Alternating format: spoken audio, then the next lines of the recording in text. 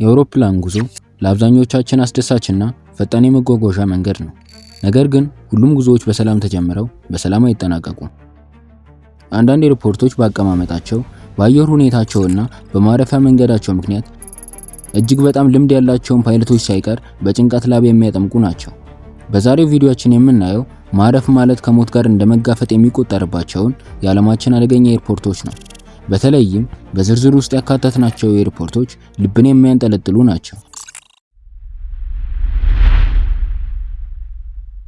ወደ ደረጃችን አናት ስንመጣ የምናገኘው በግሪንላንድ የሚገኘው ናርሱዋርክ ኤርፖርትን ነው። ይህ ቦታ በተፈጥሮ ውበቱ የተሞላ ቢሆንም ለአብራሪዎች ግን ሲኦል ነው። ይህ ኤርፖርት በበረዶ ተራሮች የተከበበ ነው። አብራሪዎች እዚህ ለማለፍ በጠባብ ተራሮች መካከል አልፈው መምጣት አለባቸው። ነገር ግን ዋነኛው ችግር ይህ ብቻ አይደለም። የዚህ አካባቢ የአየር ሁኔታ እጅግ በጣም ያልተረጋጋ ነው። ኃይለኛ ነፋስ፣ አስቸጋሪ የአየር መዛባት የዚህ ኤርፖርት መገለጫዎች ናቸው። አብራሪዎች እዚህ ለማረፍ ሲቃረቡ ኃይለኛ ነፋስ አውሮፕላኑን ከቁጥጥር ውጭ ሊያደርገው ይችላል። ሌላው ቀርቶ በአቅራቢያው የሚገኘው እሳተ ገሞራ በሚፈነዳበት ጊዜ የሚፈጠረው አመድ የአውሮፕላኑን ሞተር ሊያጠፋ ስለሚችል ይህ ኤርፖርት በዓለማችን ካሉ እጅግ ፈጣን ማረፊያዎች አንዱ ያደርገዋል።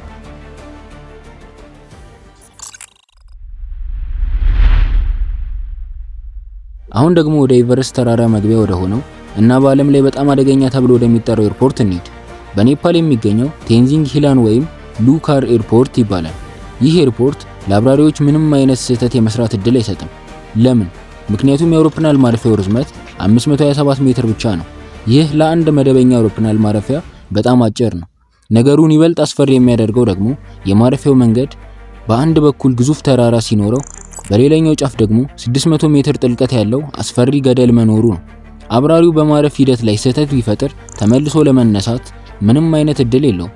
ወይ ወደ ተራራው መጋጨት አሊያም ወደ ገደሉ መውደቅ ብቻ ነው የሚጠበቅበት።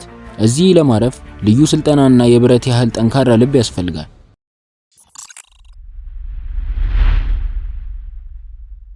ሌላኛው አደገኛ ኤርፖርት በሆንዱራ ዋና ከተማ ቴንጉሊን የሚገኘው ሆንኮኒቲን ኤርፖርት ነው። ይህ ኤርፖርት የሚገኘው በተራራማ ሸለቆ ውስጥ ነው። ይህ ቦታ ለአብራሪዎች ቅዠት የሆነ ምክንያቱም አውሮፕላን ለማረፍ ሲወጡ የግድ በተራሮች መካከል አደገኛ የሆነ 45 ዲግሪ ሹል ዙር ወይም ቅያስ ማድረግ ስላለባቸው ነው። አብራሪዎች ተራራውን ላለመጋጨት እጅግ በጣም ዝቅ ብለው መብረርና በፍጥነት መታጠፍ አለባቸው። ይህ ብቻ አይደለም። ልክ እንደ ኔፓሉ ኤርፖርት ሁሉ የዚህ ማረፊያ መንገድ አጭር ነው። ትልልቅ አውሮፕላኖች እዚህ ሲያርፉ ፍጥነታቸውን ለመቀነስ በጣም ይቸገራሉ። በታሪክ ውስጥ በዚህ ኤርፖርት ውስጥ ብዙ አደጋዎች ተከስተዋል።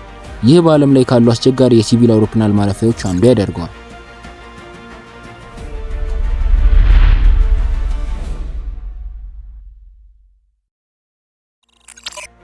የመጨረሻውና አስፈሪ ኤርፖርት የሆነው በታዋቂው የእግር ኳስ ተጫዋች የተሰየመው በፖርቹጋል ማድሪድ ደሴት ላይ የሚገኘው ክርስቲያኖ ሮናልዶ ኤርፖርት ነው።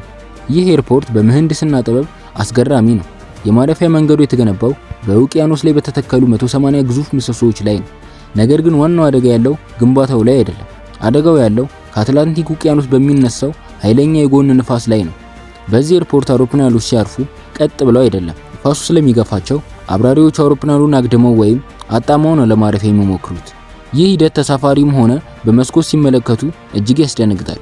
እዚህ ማረፍ የሚፈቀድላቸው ልዩ ስልጠና የወሰዱ ምርጥ አብራሪዎች ብቻ ናቸው።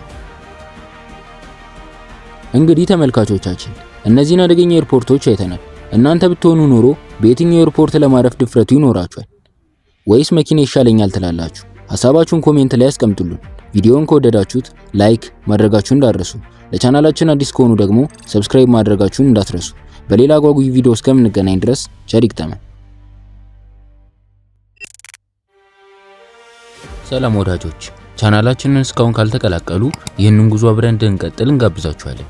የእናንተ ድጋፍ ለኛ ትልቅ ትርጉም አለው። አንድ ሰብስክራይበር ለኛ የምታሳዩትን ማበረታታት ያሳያል። አሁን ሰዓቱ ነው። አዲስና አዝናኝ ቪዲዮዎች እንዳያመልጡ የሰብስክራይብ በተኑን ይጫኑ። የደውል ምልክቷን ማብራት አይርሱ። የቤተሰባችን አካል ይሁኑ።